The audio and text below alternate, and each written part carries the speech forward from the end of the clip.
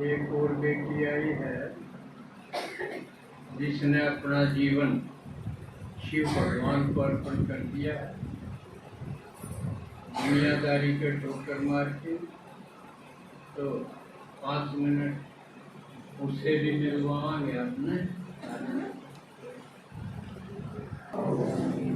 देखो, सबसे पहले तो उस परम पिता परमात्मा का शुक्रिया कि उसने इस कलयुग की दुनिया में से हमें चुना है।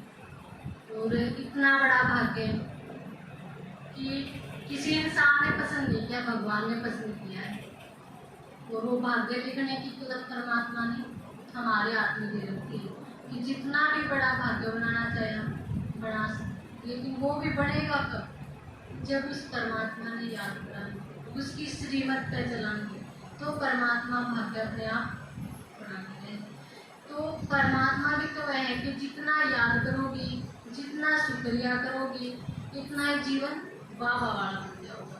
और आप सबका शिक्षे का अनुभव भी होगा कि हम भगवान की श्रीमत पे चले, उसको याद किया और जीवन से आए सारा खत्म हो गया। क्योंकि परमात्मा कहता है कि जितना उसको दिल से याद करोगे ना, इतना है वो जो घर वाले हैं, परिवार वाले हैं, भले ही ज्ञान ना सुने लेकिन वो सहयोगी जरूर बन जाएंगे अपनी लगन देख के। तो हर टाइम सिर्फ बाबा और मैं और कोई नहीं।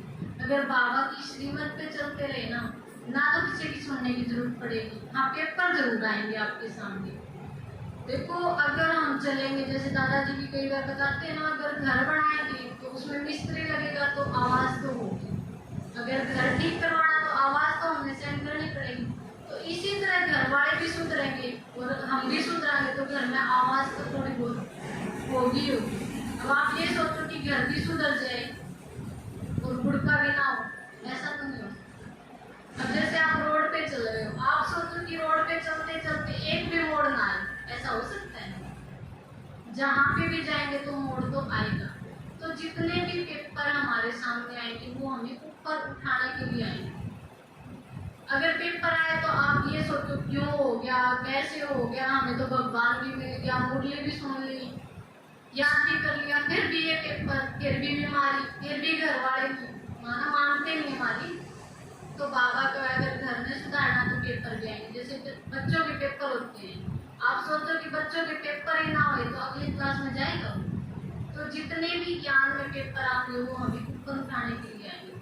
लेकिन कई बार क्या होता है कि जैसे ही पेपर आया सबसे पहले हम मुरली और बाबा को याद करना छोड़ देते हैं। और जितना बाबा को याद करना छोड़ देंगे मुरली, तो पेपर जाएगा नहीं, वहीं पे आएगा, और ज़्यादा आएंगे हमारे सामने पेपर। इसलिए जितना हो सके बाबा का शुक्रिया करो। पेपर आए ना तो भी शुक्रिया करो, क्योंकि जीवन में आज हमें कौन सी चीज़ की जरूरत है? सुख शांति। और वो तो बाबा देने के लिए आ गया, इसलिए बाबा का शुक्रिया करो। और नियमित आत्मा है, जितना इन दो की श्रीमत पे चलेंगे ना, इतना जो पद लेना चाहे हमें वो मिलते हैं। क्योंकि देखो, नियमित आत्मा उनकी भी दुआ सबसे जरूरी है। नियमित आत्मा की दुआ हमें आगे बढ़ा के लेके जाए। इसीलिए जो भी देखो, आपको भाग्यशाली आत्मा होगी। आपको यहाँ पे भी हर वीरवार को और संडे को भी दादाजी और दीदी के भी आपको क्लासें मिलती रहती हैं। और जो गीतों की सेवा होती है वो तो सबसे बड़ी सेवा। ऐसी सेवा ना आपको कहीं पर भी नहीं मिलेगी, वैसे पालना भी कहीं पर भी नहीं मिलेगी। तो जैसे हमें है तो दादाजी ने, दीदी ने इतना पढ़ा के बोलना भी सिखा दिया और विश्व की सेवा के लिए भी आगे निकाल दिया कि सारा हम प्रत्यक्ष हो गए कि खाना जहाँ पे गए ना सबको पता कि ब्रह्मा से आई है। और गीत गाना बोलना इनको सबसे आगे, मतलब बोलते भी हैं और गीत भी गा देते हैं, कहीं रुकती भी नहीं है। तो जितना हम बड़ों की आज्ञा के अनुसार चलेंगे तो बहुत आगे भी बढ़ जाएंगे और जीवन भी सफल हो जाएगा। शुक्र मिला है, कितना मिला है वो चीज अगले बार, यानी अगले वीरवार को जाएंगे। तो अपना सारा संगम युग उत्सव है। और के तो एक दिन के त्योहार है, शिवरात्रि एक दिन की है, अपना तो पूरा संगम युग त्योहार है। तो त्योहार बड़ा होना तो अच्छा है ना। बूढ़ी बात तो थोड़ी ही समझ जा तो ठीक है, बढ़िया तो नहीं जा तो बढ़िया। तो अपना त्योहार लंबा है, तो अगले वीरवार भी शिवरात्रि पर ही अपन और विचार रखेंगे। लेकिन अब इस दौरान किसी ने बाहर सेवा की हो वो बता